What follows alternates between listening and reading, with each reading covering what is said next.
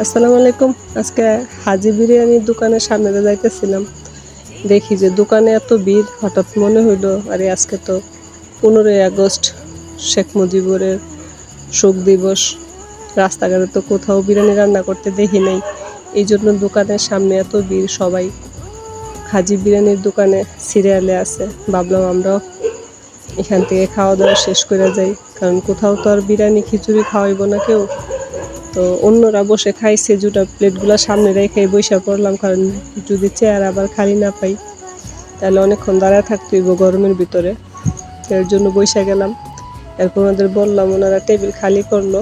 সাথে ছিল আমার খালাতো বোন জামাই এবং বাইর বউ। তো ওদের নিয়ে বসলাম খাইতে। অর্ডার দিলাম, বললাম যে 2টা হাফ এবং 2টা ফুল, কারণ ফুল প্লেট খাইতে পারবো না, এর জন্য হাফ দিছি। দুজনকে দিছি ফুল, দুজনকে দিছি হাফ। বললাম যে ভাই আর কি আছে, বলতেছে সাথে বুরহানি। তো বুরহানি দেওয়ার জন্য অর্ডার দিলাম।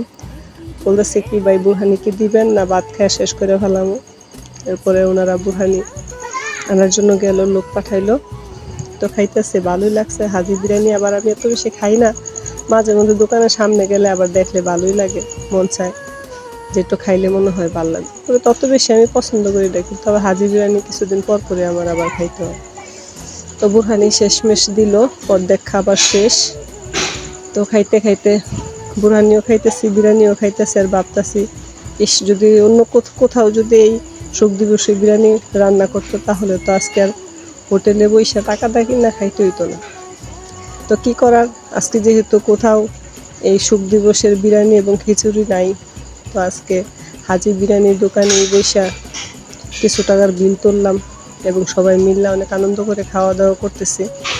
মূলত গেছিলাম ডাক্তারের কাছে ভাতিজিরে নিয়ে, অসুস্থ প্রায়। তো যাওয়ার পথে এই বিল দেখে হাজি বিরিয়ানিতে ঢুকে গেলাম, আর শেখ মুজিবুরের শোক দিবসের কথা মনে হয়ে গেল।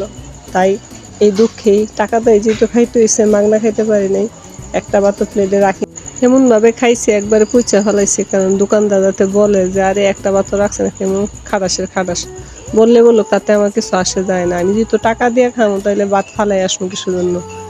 আমার বিল চলে আইসে, বিল দিলাম। বিল দেওয়ার পরে দেখলাম যে অনেক টাকা বিল এসে পড়ছে। বিল দেওয়ার শেষে কিছু টাকা টিপসও দিয়ে দিলাম। তাহলে